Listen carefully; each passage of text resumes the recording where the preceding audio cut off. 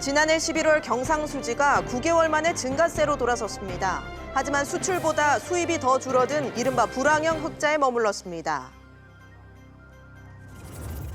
지난해 임대소득이 2천만 원이 안 되는 임대사업자도 올해부터 소득세를 내야 합니다. 임대사업자 등록을 하지 않거나 소득을 줄여 신고하면 가산세를 물게 됩니다. 블랙아이스로 불리는 살얼음 사고를 막기 위해 정부가 결빙 취약관리 구간을 2배로 늘리기로 했습니다. 사고가 자주 발생하는 도로에는 열선을 시범적으로 설치합니다. 세계 최대의 IT 가전 박람회인 CES가 우리 시간으로 내일 새벽 미국 라스베이거스에서 막을 올립니다. 일상생활을 변화시킬 새로운 기술들이 한자리에 모입니다.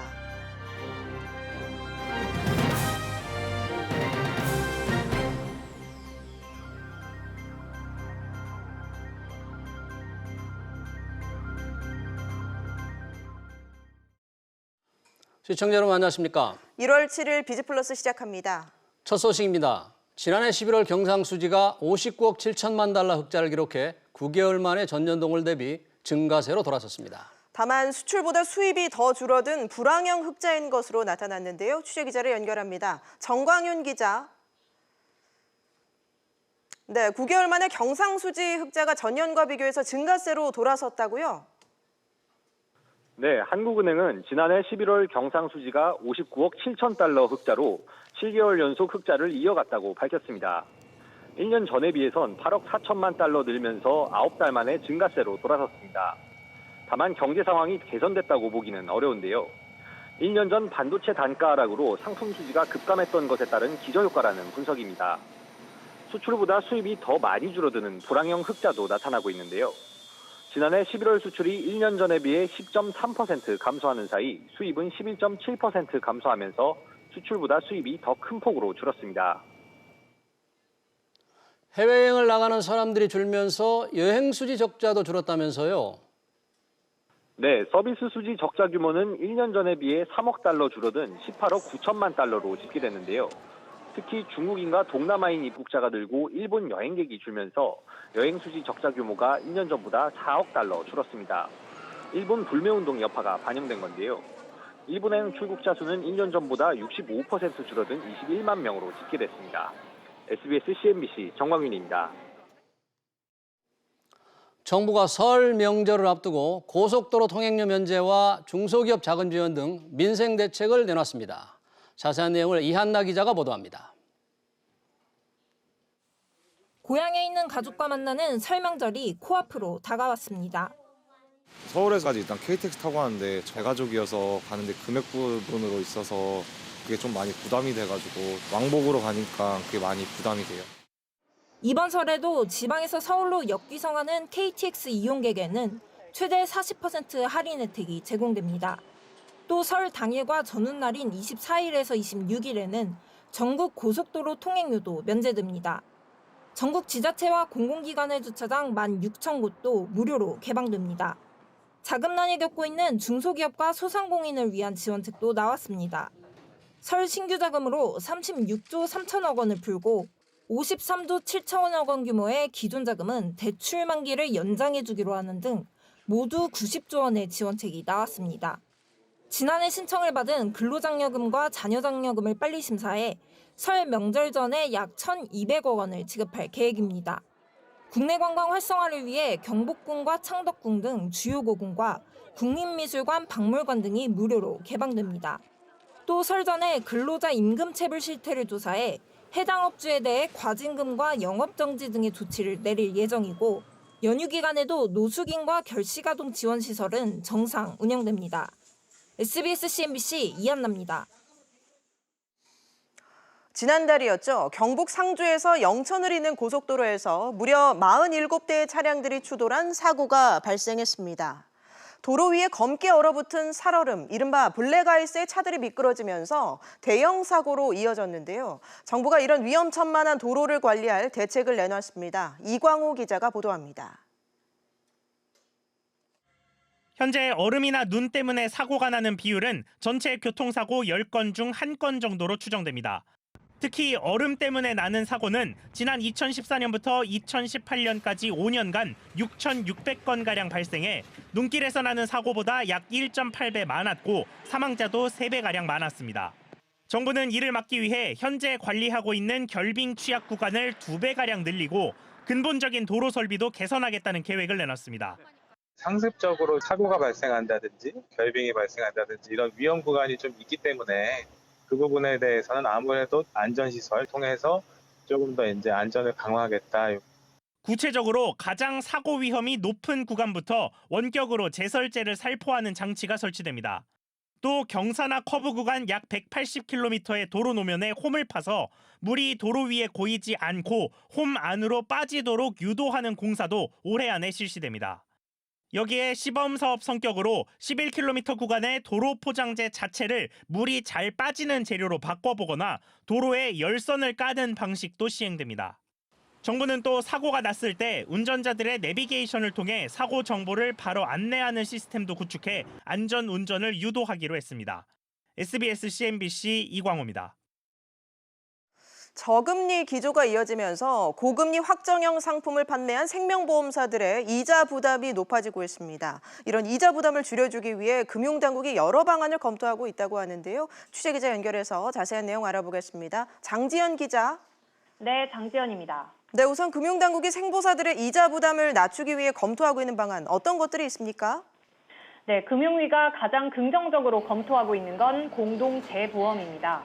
공동재보험은 원래 계약을 했던 보험사가 추가 비용을 내고 위험보험료와 저축보험료, 사업비 등의 일정 비율을 다른 보험사에 이전하는 겁니다.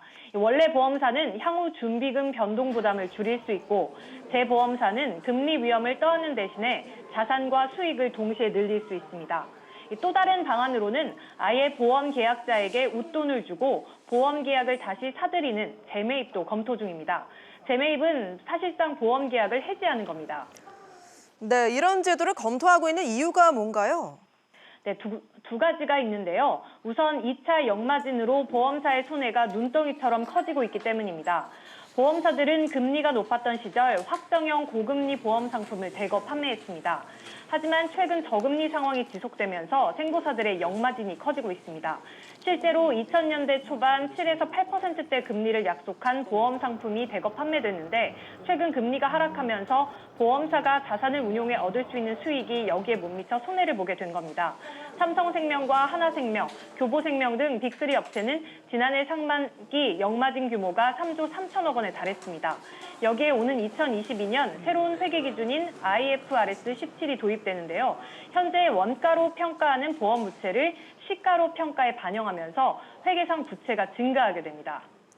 네, 결국 소비자들한테는 어떤 선택이 이득이냐가 중요할 텐데 어떻습니까? 네, 소비자 단체들은 우선 해약하면 있습니다. 금융위의 검토 방안들은 보험사 입장을 반영한 것일 뿐 소비자 입장에선 일반적으로 기존 보험을 유지하는 게 더 유리하다는 겁니다. 특히 고금리를 기대하고 길게는 20년 이상 확정형 상품에 돈을 넣은 소비자들도 있는데 이제 와서 보험을 해지하라는 건 보험사 입장만 반영한 것이라고 말했습니다.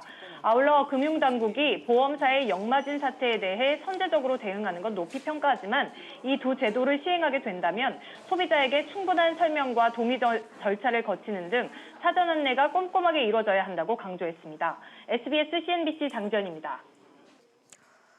대한항공은 최근 마일리지가 더 적게 쌓이고 쓸 때는 더 많이 깎이는 방향으로 제도를 개편했습니다. 이를 두고 소비자들이 집단 반발하며 법적 분쟁으로 번질 가능성이 커졌습니다. 취재기자를 연결합니다. 장가혜 기자, 이 대한항공을 상대로 소비자들이 소송을 준비하고 있다고요?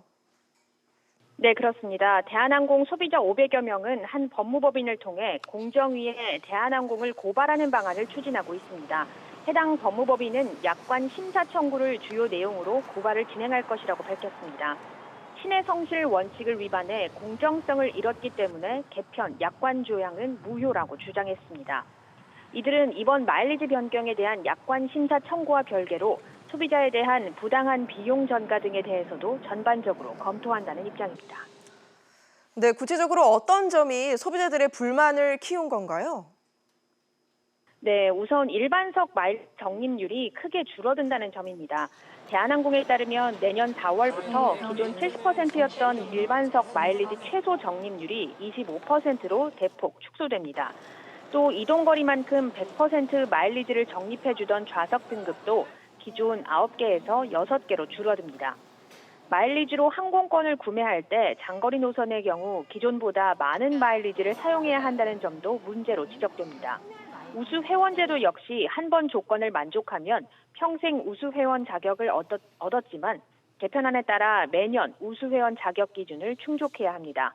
소비자 비판이 거세지자 공정위는 지난해 말 대한항공의 마일리지 개편을 재검토할 것을 요청했는데요. 대한항공이 이를 받아들일지 관심이 주목되고 있습니다. SBS CNBC 장가입니다.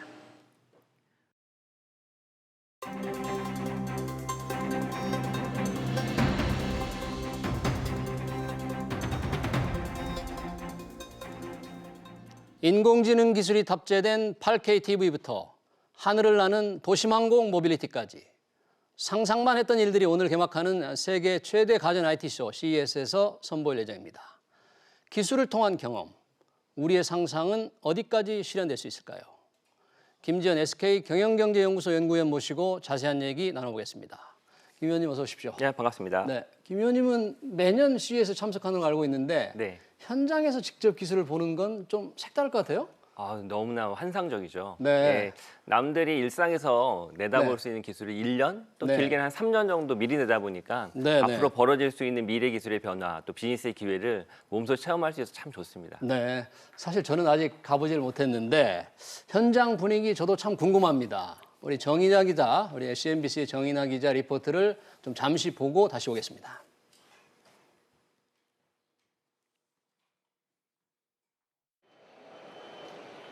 공처럼 생긴 인공지능 로봇이 사용자의 얼굴을 자동으로 인식해 따라다니며 명령을 수행합니다. 삼성전자가 이번 CES에서 선보인 가정용 AI 비서 로봇입니다. 이동을 하며 집안 곳곳을 모니터링하고 스마트폰과 TV와 연동돼 다양한 홈케어 기능이 가능합니다. 기존 인공지능 스피커가 설치해둔 곳이 아니면 사용하기 어려웠던 문제를 이처럼 이동식으로 해결했습니다.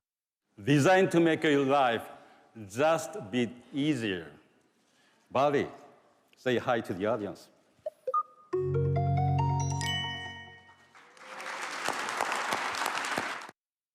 삼성전자는 또 맞춤형 헬스 트레이닝 서비스를 제공하는 웨어러블 보조 로봇 등도 함께 공개했습니다. 사용자의 생체 정보를 반영한 아바타가 머리 스타일과 옷을 자유자재로 바꾸며 자신만의 최상의 스타일을 연출합니다. LG전자가 공개한 인공지능 증강현실 제품입니다.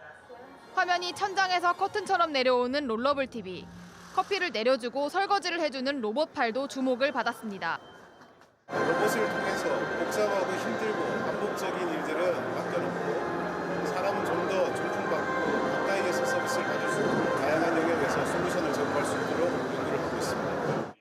사용자에게 최적화된 경험과 환경을 제공해주는 미래의 첨단 기술들이 일상 속으로 성큼 다가오고 있습니다. SBS CNBC 정인아입니다. 지금 방금 저 삼성전자의 반려 로봇도 네. 봤고요. LG 거도 봤는데 제가 앞서 그 현대자동차의 도심항공 모빌리티를 언급했는데 이제 뭐 하늘을 나는 자동차의 시대 이게 뭐 현실로 좀 다가오는 겁니까? 어떻습니까?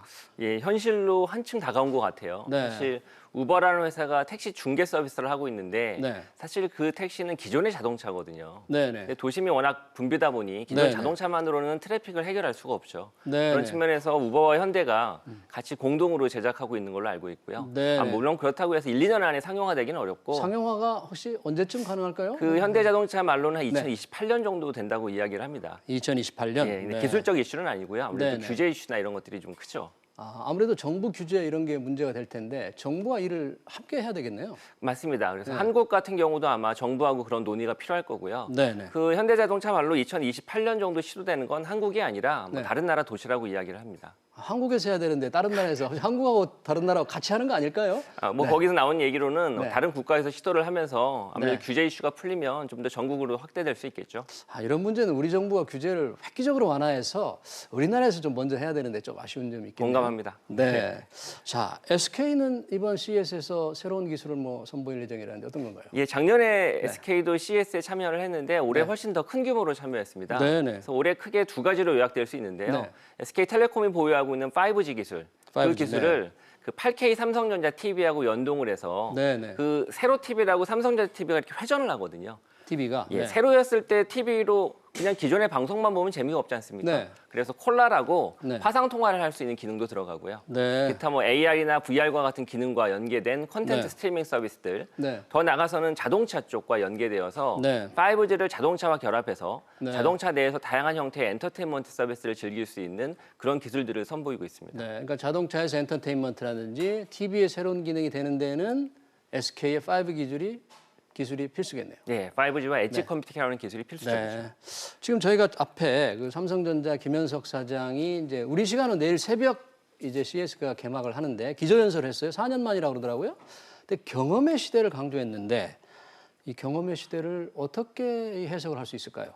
사실 CES는 네. 전 세계 가전기기, 제조업체를 위한 쇼거든요. 네. 그런데 한 2, 3년 전부터 많이 네. 변화되고 있는 것이 네네. 기술은 사실 도구일 뿐이죠. 네. 정작 중요한 건 사용자들의 경험이거든요. 네. 그런 측면에서 보면 삼성이 제조업체로서 그동안 기술, 스펙 네. 이런 경쟁을 해왔다면 네. 올해 CES 기조연설을 통해서 네. 실제 삼성전자의 수많은 신기술들을 사용자가 어떻게 경험하고 거기서 사용자의 어떠한 밸류, 즉 가치가 만들어지는지에 앞으로 주목하겠다라는 점에서 네. 시사점이 꽤 클 것 같습니다. 네, 상당한 반향이 있었겠네요. 김현석 사장의 기조연설 경험의 시대. 앞으로 기업들도 많이 좀 참조를 해야 될 것 같아요. 예, 앞서 보여드렸던 그 영상에도 보면 발리라고 하는 네. 움직이는 로봇이 나오죠. 반려 로봇. 예, 맞습니다. 네. 예. 국내에서는 못 본 것 같은데. 예, 아직 시제품으로 판매되고 있지 않고 네, 아직 네. 상용화 계획은 아직은 없다고 해요. 근데 그러니까 저도 김 사장이 움직이니까 그 발리 로봇이 쫄래쫄래 따라다니더라고요. 맞습니다. 네. 좀 상당히 인상 깊게 봤거든요. 네, 네. 기존의 일반적인 AI 로봇들은 네. 움직이지를 않고 네. 대개의 경우에 스마트 스피커 형태로 존재를 했거든요. 네. 근데 이 발리라고 하는 로봇은 나를 따라다니기도 하고요. 화면이 저렇게 나오네요. 네. 네, 네. 또한 아, 중요한 그렇군요. 거는 네. 내가 말하는 명령만 수행하는 게 아니라 네. 자동으로 본인이 움직이면서 내 동선을 파악하고 네. 더 나아가서는 주변에 있는 가전기기들을 인식해서 상호작용을 한다는 점이 큰 특징입니다. 네. 자, 우리 이 기술을 통한 경험의 시대 이제 김현석 사장이 얘기를 했는데 이미 우리 삶에 상당히 많이 녹아들었어요. 결국 이게 스마트폰의 대중화가 큰 기여를 한 게 아닐까요? 정확히 인지했습니다. 네. 사실 스마트폰 이전에 휴대폰이라고 있었죠. 네. 삼성전자 애니콜은 뭐 할 때 쓰는 기계죠? 뭐 전화하는 거죠. 그렇죠. 뭐. 근데 지금 스마트폰은 뭐 할 때 씁니까? 전화는 이제 다양한 주변 기기와의 소통이랄까? 뭐 그런 거 아닙니까? 택시도 부르고요. 네. 예약도 할 수 있고 그렇죠. 배달도 시키고 네. 심지어는 금융 서비스, 결제까지도 그렇죠. 가능하거든요. 네, 네. 즉 스마트폰은 네. 기존에 우리가 사용하지 못했던 휴대폰의 사용자 경험을 확대했죠. 네. 예, 마찬가지로 향후에 앞으로 5G나 블록체인, AI 이런 네. 최첨단 기술들은 사용자에게 이렇게 과거의 기술로는 제공하지 못했던 경험들, 네. 그런 가치들을 만들어줄 걸로 기대를 하고 있습니다. 네. 자, 요즘에는 그 스마트폰의 기술이 그런 환경의 변화를 이끌어내는데 요즘은 또 스마트 홈 시대다 이런 말을 많이 하지 않습니까? 이 가전이 스마트화된다. 스마트폰은 알겠는데 가전이 스마트화된다는 것은 지금 어느 정도 진전이 되고 있고 어떤 의미가 있습니까? 지금 이제 네. 크게 가전기기의 스마트홈은 3단계로 구분할 수 있을 것 3단계로? 같아요. 예. 네. 1단계는 원격 제어. 원격 제어. 멀리서 이렇게 이제 움직임을 제어한다는 거죠? 맞습니다. 네. 원래 뭐 텔레비전을 조작하려면 리모컨이 필수적이지 네. 않습니까? 근데 그건 집에서만 쓸 수 있죠. 네, 네. 하지만 바깥에서도 공기청정기나 에어컨을 네. 소프트웨어, 스마트폰에 앱을 설치해서 조작하는 형태의 네. 1단계가 있을 거고요. 원격 제어. 네, 네. 2단계는 개인화. 맞춤형 개인화가 있을 겁니다. 네. 사용자를 자동으로 인식을 해서 네. 그 사용자의 평소 사용 습관 같은 걸 분석을 해서 작동하는 형태. 네. 예를 들면 집에서 나가서 퇴근하면서 가까워지는 동안 자동으로 집안에 있는 온도가 최적화된다거나 그러니까 자기가 집으로 접근하면 그 가전기기가 다 알아서 우리 주인이 오는구나, 좀 방을 따뜻하게 해야 되겠다 뭐 이런 맞습니다. 거죠? 그렇죠. 네. 그게 개인화하고 맞춤형이거든요. 네, 네. 그리고 3단계는 기기들 간의 상호 연결되는 겁니다. 그래서 음. 각 집안에 있는 가전기기들이 네. 사람의 개입 없이도 네. 상호 연동되어서 네. 자동으로 조작되는 거죠. 뭐 예를 들면 공기청정기가 동작하려고 하면 당연히 문이 창문이 닫혀져야 되겠죠. 그렇죠. 그렇죠. 그렇게 공기청정기가 동작을 하면 네. 주변에 있는 사물들, 즉 문에 메시지를 보내서 문을 닫게 한다거나 그러니까 이렇게 자동으로 그게 이루어진다 이건가요? 맞습니다. 아, 물건과 물건의 통신이네요. 그렇죠. 사물통신이라고 사물통신. 하죠. 아, 예. 그리고 원격 제어 개인화 기계 연결. 맞습니다. 그런데 이게 스마트홈의 이 스마트화가 지금 어느 정도까지 우리가 와 있습니까? 이번 CES에서 선보일 기술들은 어느 정도 수준이라고 볼 수 있습니까? 지향점은 3단계가 당연한데 네. 아까 그 삼성전자의 발리 같은 경우만 해도 3단계를 지향하고 있거든요. 근데 네. 현재의 기술은 네. 1단계와 2단계 초반인데 그건 이제 반자동이라고 저는 표현을 하고 싶어요. 반자동. 예, 예. 아, 그러니까 이 사람이 뭔가 작동 명령을 내려야만 움직인다 이런 차원인가요? 반자동? 맞습니다. 네. 다만 이제 기존과는 달리 네. 기존에는 한 번에 하나씩 명령을 내렸다면 네. 지금 현재는 몇 가지의 루틴을 네. 짜고서 그 루틴을 짠 거를 직접 AI한테 명령을 내려서 네, 한 네. 번에 여러 개의 작업을 동시에 수행할 수 있는 네. 그래서 그걸 반자동이라고 표현할 수 있을 것 같아요. 네. 그 정도가 현재 가능합니다. 네, 그러면 이 반자동이 결국 시간이 지나면서 기술 발전으로 이제 자동화가 될 텐데 어디까지 이런 기술이 발전할 수 있을까요?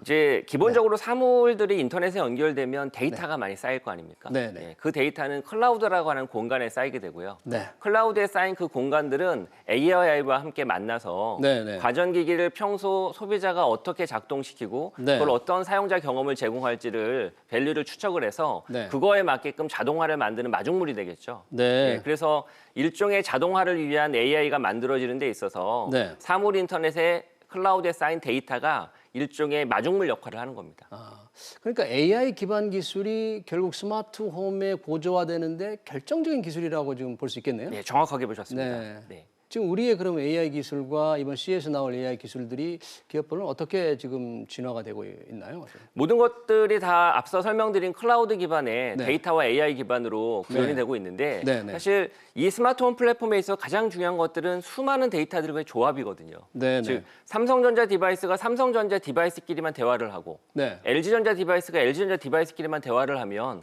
확장성도 떨어지겠죠. 그러면 안 되겠죠. 그렇죠. 완전 자동화. 집안에 네. 있는 모든 사물이 삼성전자일 리는 없잖아요. 그렇죠. 그럴 수 없죠. 네. 네. 그렇기 때문에 지금 한국의 기술은 갈라파고스 군도처럼 네. 사실은 폐쇄적이죠. 이게 개방형으로 바뀌어야 되고 오픈 네. 플랫폼화가 돼야 됩니다. 네. 그러면 이 완전 자동화가 돼서 사물 간의 통신이 되고 이 AI를 통한 이 데이터 기반으로 새로운 자동화가 완전히 성숙이 된다 그럴 때 우위에 서는 업체들은 대부분 큰 회사들일 텐데 맞습니다. 이 뭐 통신사 또는 가전회사, 뭐 테크 기업들일 텐데 우리 스타트업들은 이런 낄 수가 없습니까? 어떻습니까? 사실 네. 이제 앞서 설명드렸던 AI 플랫폼은 네. 거대한 하나의 플랫폼 네. 규모이기 때문에 네. 일반 중소 제조업체가 네. 그 플랫폼에 뛰어들기는 어렵고요. 네. 일반적으로는 이제 거대 대기업들, 글로벌 기업들, 삼성이나 LG와 같은 제조업체나 혹은 통신사, 네. 더 나아가서는 인터넷 기업, 글로벌 기업인 구글이나 아마존 정도가 꿈을 꿀 수 있을 것 같아요. 네, 하지만 그렇다고 해서 그 네. 사업에 기회가 없는 건 아니고요. 네. 그 시장에서도 결국은 중소제조업체들이 AI와 관련된 솔루션의 사업 기회가 있는 것 같아요. 중소 제조업체들에도 기회가 있다. 예. 우리 국내 그런 중소 제조업체들에도 조금 잘하는 기업이 있습니까? 좀 소개해 이번 주시면. CES에 네. 이제 참여한 우리 국내 스타트업이 작년 대비 2배로 늘었거든요. 아, 2배로. 예. 네. 유레카라고 하는 존이 있는데 그 네. 존에 가게 되면 미국, 프랑스에 이어서 네. 한국이 3위입니다. 이번에 참여한 게. 유레카존에. 네, 맞습니다. 거기에는 뭐 AI나 스마트홈 다양한 기술들이 선보이고 있는데 네. 그중에 제가 눈여겨봤던 업체는 네. 네오사피엔스라고 하는 회사입니다. 네오 사피엔스. 사피엔스 어떤 예. 회사입니까? 이게 AI를 통해서 특정인의 목소리를 흉내내어서 제작해 주는 겁니다. 특정인의 목소리를 흉내낸다. 뭐 예. 유명인사의 목소리 맞습니다. 뭐 그런 건가요? 연예인이나 유명인의 연예인이다. 목소리를 내어서 네. 그 사람이 직접 말하는 것처럼 아, 직접 네네. 대화를 할 수가 있죠. 네, 네, 네. 이런 것들이 뭐 가전기기든 스마트 네. 스피커에 탑재를 하게 되면 훨씬 더 친숙한 형태로 기계와 대화를 하는 게 아니라 네. 사람과 대화하는 그런 친숙함을 느낄 수가 있겠죠. 네. 이런 게 스마트홈 가전기기를 다룰 때 또 네. 동작시킬 때 중요한 솔루션이 될 수 있을 것 같아요. 네. 뭐 또 다른 뭐 국내 스타트업들 주목되는 회사가 있을까요? 이제 우리 국내 업체 중에서 비트센싱이라고 하는 스타트업이 비트센싱? 있거든요. 네. 예. 그건 어떤 회사입니까? 그건? 그 앞서 우리 플라잉카 이야기하면서 네. 이 스마트 시티 안에 모빌리티가 가장 중요한 그렇죠. 앞으로 주목할 산업 네. 기술이거든요. 네. 근데 비트센싱이라는 회사는 레이더를 만드는 회사인데 레이더. 네. 레이더를 통해서 현재 도로를 달리고 있는 자동차의 트래픽 네. 더 나아가서 속도, 네. 방향 이런 것들을 예측을 해서 네. 도심에 있는 관제 시스템을 제공할 때 아주 필수적인 솔루션 역할을 하는 기업입니다. 그럼 아까 얘기한 현대자동차의 그 도심항공 모빌리티, 뭐 플라잉카라고 하는 네. 그거 기술의 필수적인 거겠네요, 이게? 아무래도 그런 플라잉카가 이동하거나 그럴 네. 때 당연히 네. 사고 예방을 하기 위해서라도 네, 트래픽이나 이런 걸 실시간으로 체크해야 될 거 아니에요. 네, 근데 네. 그런 경우에 이런 레이더 시스템이 상당히 중요한 센서가 되겠죠. 네. 자, 이런 스타트업 기업들이 지금 다 CES에 출품을 했는데 우리 스마트홈 얘기를 했지만 이제 스마트홈이 스마트 시티, 더 스마트화된 도시로 확장할 수 있다는 얘기인데 스마트 시티의 개념은 어떻게 평가하십니까? 스마트 시티는 스마트홈처럼 네. 도시가 똑똑해지는 거죠. 도시가 똑똑해지려고 하면 네. 도시 안에 있는 안전이라든가 도시에 네. 있는 각종 관제 시스템, 교통 시스템이 네. 훨씬 더 자동화가 돼야 되겠죠. 네. 스마트홈에서 자동화가 되기 위해서 가장 중요했던 게 아까 얘기했던 AI였죠. 네. 마찬가지로 스마트 시티에서도 가장 중요한 건 자동화고요. 네. 자동화된 형태로 도시를 관리하고 관제하려고 하면 네. 도심 곳곳에 있는 센서를 달아서 네. 그 센서가 데이터를 수집하고 네. 그 데이터를 기반으로 AI가 도시 내에 어떠한 일들이 발생하는지를 분석할 수 있어야 됩니다. 그래서 네. 스마트 시티의 가장 중요한 부분도 AI이고 도심을 이동하는 자동차와 같은 모빌리티 기술이겠죠. 이번에 뭐 서울시가 그래서 박원순 시장이 직접 가서 뭔가 좀 선을 보이는 거죠, 그 스마트 네. 시티에 관해서? 네, 스마트 네. 시티나 뭐 AI와 관련된 네. 기술 스타트업과 함께 나가서 네. 전 세계를 대상으로 세일즈도 하고 네. 또 관련된 기술이나 또 합의나 협의나 이런 것들이 이루어질 수 있도록 하고 있는 걸로 알고 있습니다. 네, 상당히 주목이 되는데, 자, 우리 시간은 내일 이제 공식적으로 라스베가스에서 이제 개막을 하는데, 혹시 김 의원님이 좀 특별히 주목하는, 아직 이제 공개는 안 됐는데, 뭐 그런 기술 같은 것 좀 기대하는 게 있습니까? 뭐 사실 네.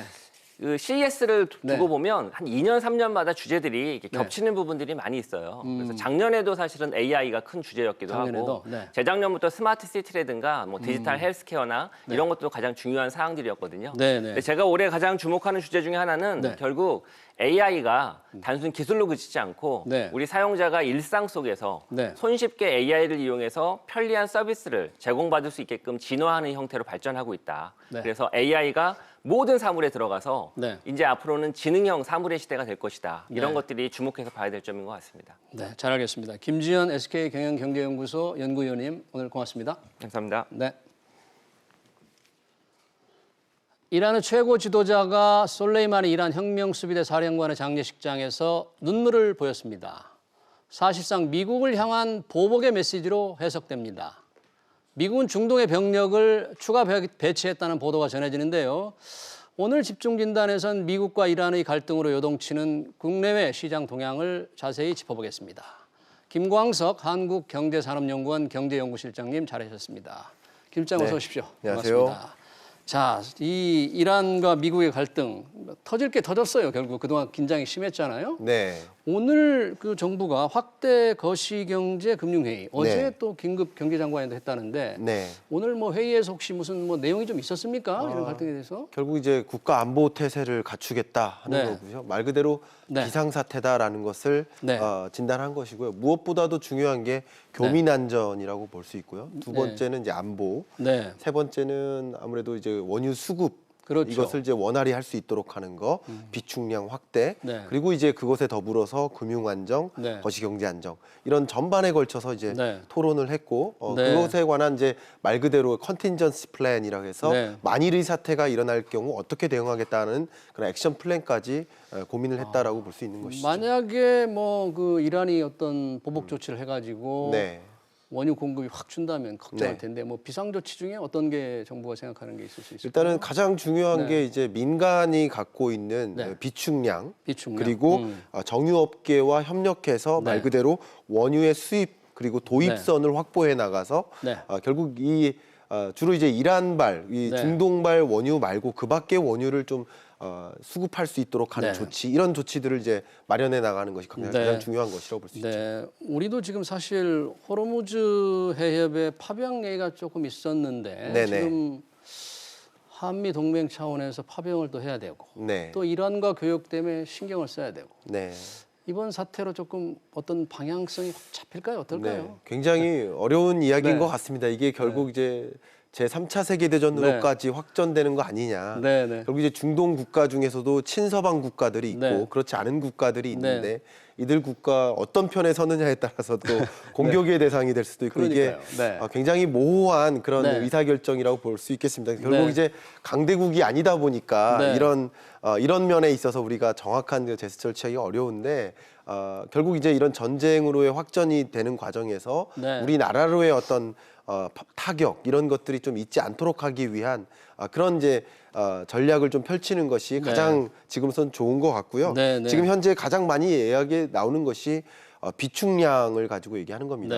현재 비축량 지난 11월 기준으로 봤을 때 2억 배럴 정도의 비축량을 갖고 있는데 그러니까 그거를 우리가 풀면 된다. 그런 거죠? 지금으로서 이제 단기적인 충격은 없지 않겠느냐. 이게 한 우리나라 경제 규조에서는 한 6개월 정도 쓸 수 있는 비축량이라고 판단하고 있습니다. 그래서 단기적인 충격은 좀 없대. 어쨌든 이게 말 그대로 3차 세계대전으로 불거지거나 할 때는 안 되겠죠? 안 되죠. 안 되는데 그렇게 갈 경우에 대비한 대응책을 좀 마련하는 데 집중하고 있다고 그 솔레이마니 사망이 지난 금요일이었잖아요.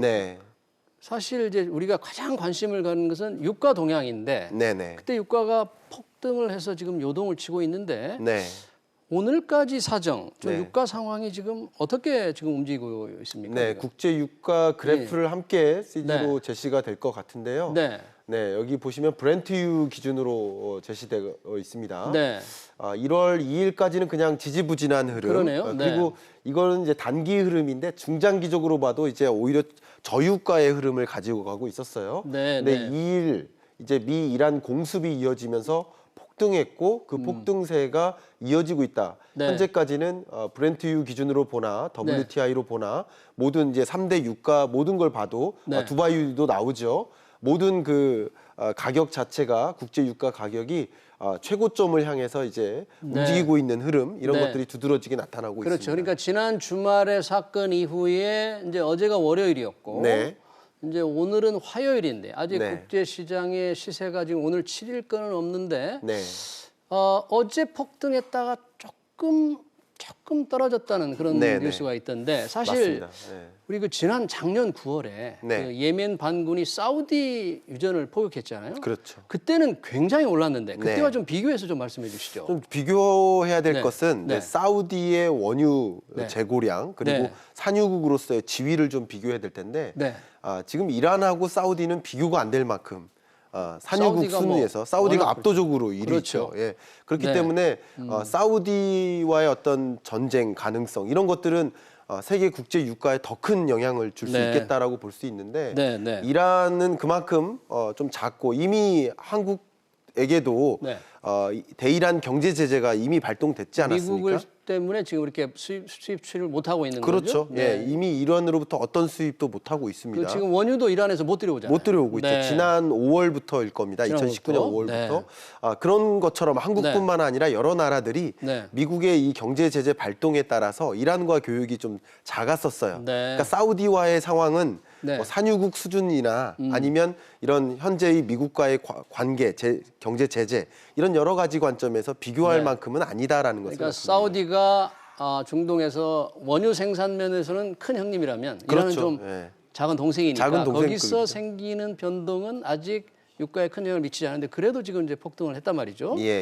그렇게 되면 당분간 그래도 지금 긴장감이 계속될 테니까 아직 보복전이 어떻게 될지 모르지만 좀 유가는 불안한 상태가 계속되지 않겠어요? 결국 이제 이 시나리오가 어떻게 전개되는지가 굉장히 중요하고요. 그 시나리오를 우리 시청자 여러분들은 잘 지켜보실 필요가 있겠다는 말씀 드리는데 어떻게 전개될 뭐 몇 가지 시나리오가 좀 있습니까? 시나리오는 이제 크게 이제 최악의 상황과 뭐 최선의 상황 두 가지로 이제 구분을 해본다면 어쨌거나 지금까지의 전쟁은 그림자 전쟁에 불과합니다. 세계 주요 IB 뱅크들이 이제 섀도우 워라는 표현을 썼어요. 그림자 전쟁. 그림자 전쟁이 펼쳐지다가 이제 물밑으로 전쟁만 있었던 거죠. 실제 이렇게 도드라지는 두드러진 그런 전쟁은 없다가 실제 전쟁으로의 방향성에 치닫는 그런 과정인데 이게 말 그대로 극단적으로는 제3차 세계대전까지 불거지면 소위 이제 친서방 중동 국가들과 그렇지 않은 중동 국가들과 이제 갈려면서 어떤 쪽으로 이제 전쟁으로 치닫고 쉽게 말해서 이제 이란이 말 그대로 미국의 주요 자산을 피격을 하거나 네. 호르무즈 해협을 이제 차단하거나 네, 네. 그리고 미국의 전면적인 공격, 말 그대로 네. 전면적인 공격이 된다면 그럼 그리고 뭐. 전면적인 보복이 된다면 네. 굉장히 불안하지만 지금 국제 유가가 그렇게 크게 반등하지 않았던 이유는 네. 전면전은 어렵지 않겠느냐. 이란이 전면전을 보복 공격을 못할 것이다. 하긴 그렇죠. 트럼프가 뭐 52군데를 폭격하겠다 그랬으니까. 그렇죠. 함부로 그래서 못하겠죠. 이걸 이제 비대칭적 보복이라고 표현을 하더라고요. 네, 결국 이제 비대칭적 보복. 미국의 전면적인 이런 네. 공격성 이런 발언들의 만큼 네. 이란이 그만큼 보복할 수는 없다. 그래서 네, 네. 조금 소극적인 보복을 많이 네. 이야기를 합니다. 네, 네. 주로 이제 우방 그 주요 세력들을 네. 이용해서 네. 이 중동 지역에 있는 미국 자산을 이제 피격을 하거나 네, 네. 이제 호르무즈 해협을 이제 차단하는 그런 수준의 반격에 불과하지 않겠느냐 네. 하면서 이제 국제 유가 반등세가 그렇게 크지는 않았다고 판단할 수 있죠. 그리고 이제 그 긴장 수위도 그렇지만 이제 네. 수요 공급을 볼 때 네. 이제 중동산 원유가 세계에서 차지하는 비중이 한 25% 내지 그렇죠. 30% 되잖아요. 네네. 비오페크에서 미국, 러시아, 카자흐스탄, 브라질 이런 생산국이 많단 말이죠. 그렇죠. 그러다 보니까 네. 이란에도 불구하고 이런 관쟁에 불구하고 급등하는 일이 없지 않나. 그렇죠. 수요 공급 차원에서 볼 때는 네. 어떻게 수요도 좀 부진하잖아요. 수요가 굉장히 부진했습니다. 네. 2019년 한 해 그러니까 네. 경제 성장률이 이제 꺼지면서 네. 원유 수요도 부진했고요. 마치 그렇죠. 반도체 수요도 부진했던 것처럼 네, 네. 전반적으로 산업의 투자가 활성화되지 않았기 때문에 네. 투자가 크게 늘어나지 않았습니다. 그러면서 국제 유가가 좀 미진한 흐름을 계속 이어갔었죠. 또 미국과 중국의 무역 갈등 때문에 조금 수요도 좀 그렇죠. 부진한 그런 예. 측면도 있겠죠. 그러니까 결국은 이제 기업 활동들이 줄고 투자 네. 활동들이 줄면서 네. 결국 이제 원유 수요가 크게 네. 급등하지 않았었고 네, 네. 물론 2020년 한 해에는 원유 수요가 늘어날 것으로 보고는 있습니다. 작년보다 좀 늘어날 것이다. 그렇죠. 네. 이미 주요 기구들 주로 네. 저는 EIA 결과를 많이 보는데요. 국제 에너지 기구인가요? 그렇죠. 네. 미국 에너지 정보청의 전망에 따르면 네. 어쨌든 이 원유 수요가 좀 늘면서 이제 네. 세계 경제가 반등하면서 국제 유가 상승세가 좀 나타날 것으로 올해는 2020년 2분기부터 그런 일이 일어날 것으로 올해 2분기부터 유가가 조금 상승세가 보일 그렇죠. 것이다. 그렇게 네. 전망을 하고 있다가 네. 지금 이런 일이 생각지 못한 일이 벌어지니까 상승세를 더 자극하게 그렇죠. 돼요. 그렇게 보고 있는 것이죠. 네. 지금으로서는. 이제 상승세를 자극할 수는 있는데 급격한 인상이 있을 거냐 없을 거냐 투자자들은 이제 그런 데 관심이 많으니까 걱정들을 지금 많이 하면서 예의주시하고 있는데 우리나라는 아까 말씀하신 대로 이란에서 수입이 지금 거의 없잖아요. 네. 하지만 중동산 석유 의존도가 네. 한 70% 되기 때문에 그렇죠. 예. 굉장히 긴장하지 않을 수 없습니다. 결국 만약에 네. 호르무즈 해협을 네. 봉쇄하는 작전으로 연결된다면 네. 그러니까 우리나라의 전체 원유 수입에서 네. 중동산 원유가 뭐 30% 정도 됩니다. 네. 근데 그 중동산 원유 수입액의 네. 99%가 호르무즈 해협을 지나요. 그렇게 우리가 우리나라 두려운- 입장에서도 네. 그렇게까지 전개가 되면 우리나라에게도 뭐 아주 타격이 있다고 볼 수 큰, 있는 것이죠. 비상사태가 되는 거죠. 네. 네. 자, 원유에 대해서 살펴봤는데 네. 이게 이제 시장 전체적으로 봐야 될 필요가 있는데 환율이 이게 요동을 조금 치는데 우리 원화값이 조금 떨어지잖아요. 그러니까 네. 환율이 좀 오르는데 이게 네. 인상 요인으로 계속 작용을 하나요? 어떻습니까? 일단은 국제 유가가 반등하는 그 흐름 속에서 상대적으로 달러화의 가치는 좀 떨어지는 흐름이 있고요. 더 중요한 것을 보면 네. 결국 이제 중동 불안 이런 국제 정세 불안 이런 것들은 이제 불확실성을 가중시키는 거죠. 네. 예, 불확실성이 가중되니까 상대적으로 안전자산에 대한 수요가 늘어나는 것이고요. 네. 안전자산 하니까 바로 금값이 이렇게 치솟는 현상들. 네. 예, 그리고 이제 엔화 값이 또 치솟는 현상. 엔화도 안전자산이고 금값은 예. 그동안 계속 올랐는데 벌써 네. 7년 만에 지금 보니까 계속 오르고 있는데 7년 네. 가까이 상승 네. 그런 거죠? 네네. 네, 국제금값이 뭐 이번 사태로 계속 또 오를 가능성이 있고 엔화도 안전자산이고 그러면 이런 사태가 계속된다면 우리 경제 그렇지 않아도 좀 쉽지 않은데 네. 상당히 좀 우려를 하지 않을 수가 없네요. 우리 경제 어떤 그나마 네. 우리나라는 상대적으로 이 이란 원유 수입이 없었고 그래서 네. 직접적인 타격은 없을 네. 것이라고 보여지고 있고요. 다만 네. 이제 국제 유가가 상승하는 이 흐름이 네. 우리 경제는 이제 상당히 네. 부담이 될 수는 있겠죠. 네, 네. 그나마 또 다행인 것이라고 볼 수 있다면 네. 이런 국제유가 상승 흐름에 따라서 네. 미국도 기준금리 인하 카드를 또 만지작거리고 있다라고 현재 미국이? 국제 네, 기구들이 네. 이제 판단하고 있고요. 네. 또 우리나라 관점에서 또 중요한 게 네. 우리나라는 이제 물가 상승세에 대한 걱정보다는 네. 저물가에 대한 우려가 더 큰 그래서 거거든요. 뭐 디플레이션 얘기도 나왔어요. 그렇죠. 네. 지금 2019년 물가 상승률이 0.4%에 불과했고 네, 그렇죠. 또 한국은행의 전망은 1.0% 올해 2020년이 네. 그 정도에 불과하니까 목표 한정 물가에 해당하는 2.0%를 훨씬 밑도는 수준이니까 네. 국제 유가가 반등해서 물가에 주는 영향은 오히려 긍정적일 수도 있겠다라고 물가가 워낙 보고도 있는 떨어졌으니까. 거거든요. 네, 네. 그래서 직접적인 큰 충격은 없을 수 있겠다. 그러나 네. 이것이 굉장히 전면전으로 치닫을 경우 네. 그럴 경우에는 우리 경제에도 영향이 있겠다고 보는 것이죠. 네, 그러니까 오늘 이제 뭐 거시경제금융회의도 하고 네. 어제 긴급경제장관 회의도 했는데 네. 그래도 이 유가 불안이 계속될 우려에 대해서 우리가 이 긴장의 끈을 놓치지 않을 수가 없어요. 사실은 이 어떻게 될지 굉장히 긴장되는데 네. 지난 2012년에도 유가가 100달러를 돌파했잖아요. 맞습니다. 그때도 이란 문제였죠. 그렇죠. 네, 예. 이번에도 또 이란 문제인데 네. 이번에는 그때와는 좀 다를 것이다 이렇게 이제 보는 예, 거죠. 이번에는 그렇게 다른데 네. 결국 이제 전면전으로 치닫을 것이냐 하는 그 시나리오로 간다면 굉장히 큰 어려움이 있을 텐데 네. 그 정도까지는 아니라고 보고 지금으로서는 이제 전면전으로 보고 있지는 않죠. 예, 그런 전문가들은 이제 관점에서. 전면전으로 갈 가능성이 없기 때문에 네. 유가의 폭등, 급등은 네. 뭐 없을 것이다 이렇게 보는 거죠. 네네. 네, 자 중동의 화약고, 이란, 이라크, 미국과의 갈등 문제 우리 김광석 실장님 잘 들었습니다. 네, 고맙습니다. 감사합니다. 네.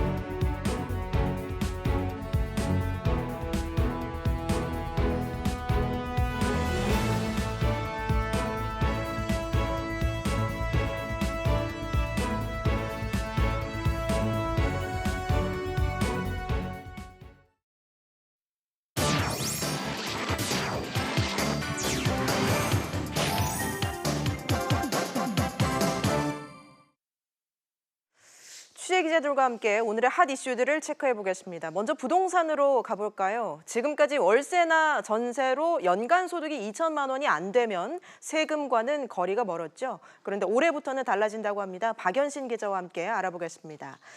박 기자, 그러니까 지난해 임대 소득이 2천만 원이 안 돼도 올해 세금을 내야 한다고요? 네, 그렇습니다. 이 월세로 생활비 충당하는 어르신분들 참 많을 텐데요. 연 2천만 원 이하로 소득을 받는 분들이 꽤 많습니다. 이 지난해 이 2천만 원 정도 소득을 거뒀다면 올해부터 소득세를 내야 합니다. 어떤 사람들이 대상인지 살펴보면 이 월세 사업자는 2주택 이상 보유자와 공시가격 9억 원 초과 1주택자가 임대 소득 과세 대상입니다. 전세 사업자는 3주택 이상 보유하면 세금이 부과됩니다. 네, 그렇다면 궁금한 게 세금을 얼마나 내게 될까거든요. 어떻습니까? 네, 연 2천만 원의 임대 소득이 있다면 이 중 임대 수입 외에 이 다른 소득이 있는 경우 합쳐서 세금을 낼 수 있는 종합과세를 선택할 수 있습니다.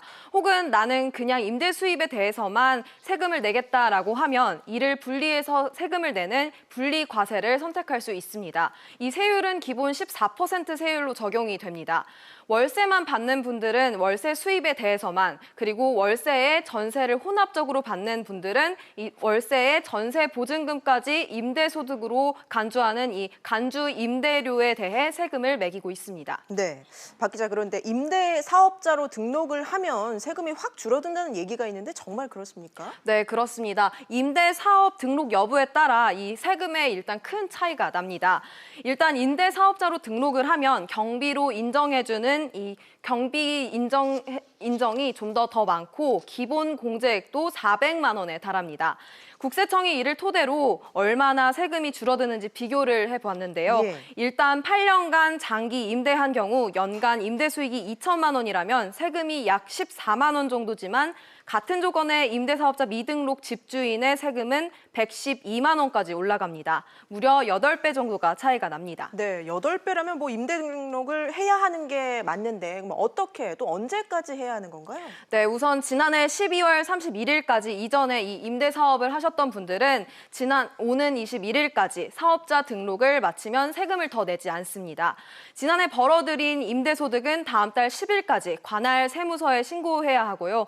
또 그리고 다가올 오는 5월 1일부터 6월 1일까지는 지난해 주택 임대에 따른 소득세를 주소지 관할 세무서에 신고 납부해야 합니다. 일부에서 이 종합과세가 유리한지 분리과세가 유리한지 의견이 다른데요. 국세청이 종합 분리과세 예상세액 비교 서비스를 제공할 예정이기 때문에 이를 이용해 보시는 것도 참 좋을 것 같습니다. 네, 알겠습니다. 박연신 기자 얘기 잘 들었습니다. 문재인 대통령이 신년사를 발표했습니다. 경제라는 단어를 가장 많이 언급했는데요. 특히 집권 4년 차인 만큼 국민이 체감하는 성과를 내겠다고 강조했습니다. 취재기자와 함께 자세히 짚어보겠습니다. 이한승 기자 나와 있습니다.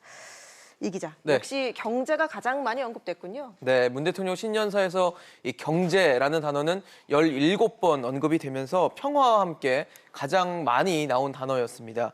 이어서 공정, 혁신이라는 단어도 보시는 것처럼 10번 넘게 나왔고요. 일자리, 고용, 또 노동, 상생, 도약 같은 단어들도 8번씩 언급이 됐습니다. 특히 확실한 변화라는 표현을 6번씩 쓰면서 이 국민이 체감할 수 있는 성과를 강조한 것이 눈에 띄었는데요. 이 확실한 변화라고 언급한 부분 직접 들어보시겠습니다. 네. 우리 경제의 활력을 되찾고 나아진 경제로 확실한 변화를 체감하도록 하겠습니다.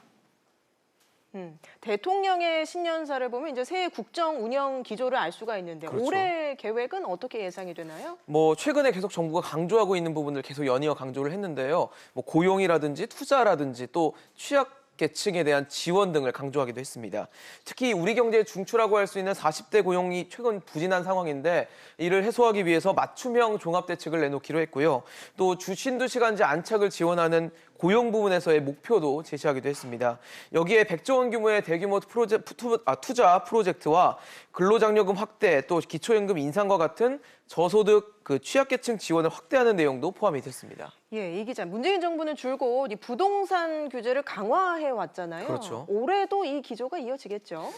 이어질까 그 부분을 궁금해하실 텐데요. 네. 그 답은 문재인 대통령의 발언에서 찾아보도록 하겠습니다. 네. 부동산 투기와의 전쟁에서 결코 지지 않을 것입니다. 네, 문 대통령의 발언을 해석을 해보면 결국 부동산 투기 때문에 집값이 오르고 있다고 보고 이 투기 세력을 적으로 상정해서 경고의 메시지를 던진 것이라고 해석할 수 있습니다. 이 이야기는 지난해 12월 16일 날 나온 12.16 부동산 대책에도 이 집값이 잡히지 않는다면 결국 추가 대책이 나올 수밖에 없다는 의미로 풀이할 수 있습니다. 예, 이 기자, 일각에서는 이번 대통령 신년사를 두고 좀 아쉽다 이런 평가도 있는 것 같습니다. 네, 전반적으로 좀 자화자찬이 많았다라는 평가가 줄을 이루고 있는데요. 일자리는 뚜렷한 회복세다, 또 저임금 근로자 비중도 많이 줄었다, 분배 상황도 많이 나아졌다. 다 칭찬 일색의 문장들이 많이 포함된 걸 알 수 있습니다. 지난해 침체된 경제 상황에 대한 어떤 반성도 없이 현실과 동떨어진 내용이 많이 담겼다는 게 이 정치권의 비판입니다. 사실 이 객관적인 현실 진단에서 정확한 정책 대응이 나올 수 있는 만큼 문 대통령이 약속한 확실한 변화가 나타날지는 올해 말에나 돼서야 알 수 있을 전망입니다. 예, 알겠습니다. 이한승 기자 잘 들었습니다. 네.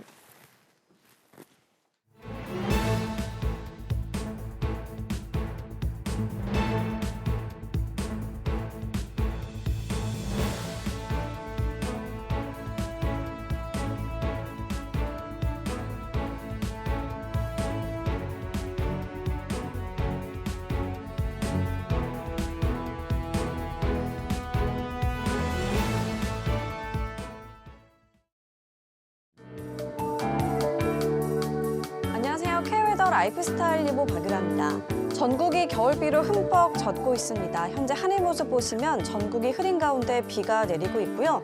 남부지방은 소강 상태에 접어든 곳이 있는데요.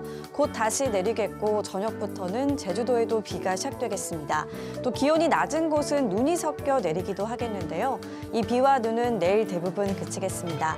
충청 이남은 새벽까지, 중북부는 아침까지 오겠고 강원 산간은 낮까지 이어지다 다시 밤부터 눈 또는 비가 내리겠습니다. 예상되는 비양은 중부지방에 20에서 50, 많은 곳은 100mm 이상이 되겠고요. 남부와 제주도에 10에서 30, 많은 곳은 60mm 이상이 되겠습니다. 중부지방 평년보다 2도에서 많게는 15도가량 높은 기온을 보이며 온화하겠습니다. 낮 기온 서울 5도, 춘천 7도까지 오르겠습니다. 동해안도 예년 이맘때보다 높은 기온을 보이며 포근하겠는데요. 낮 최고 기온 속초와 강릉 7도가 되겠습니다. 남부지방도 겨울치고 온화한 날씨를 보이겠습니다.